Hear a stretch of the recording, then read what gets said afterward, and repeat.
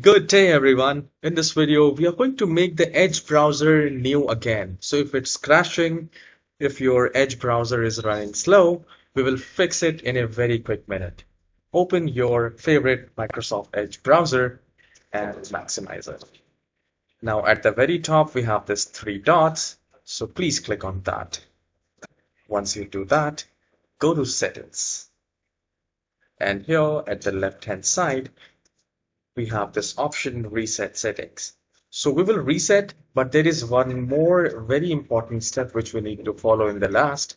So here we will select reset settings and click on restore settings to their defaults.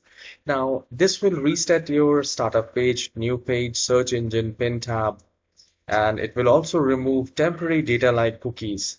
And the best part is your favorites, history, and saved passwords will not be cleared. So you can do that.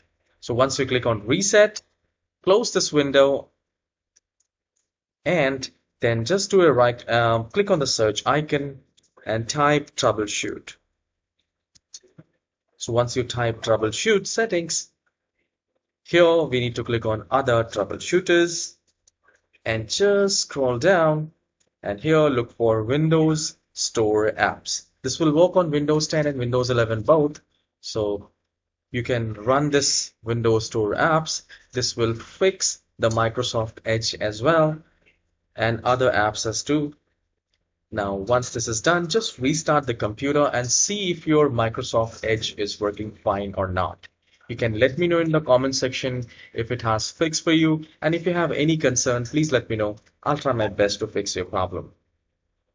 Please hit the like and subscribe. I'll see you in the next tutorial. Have a wonderful day.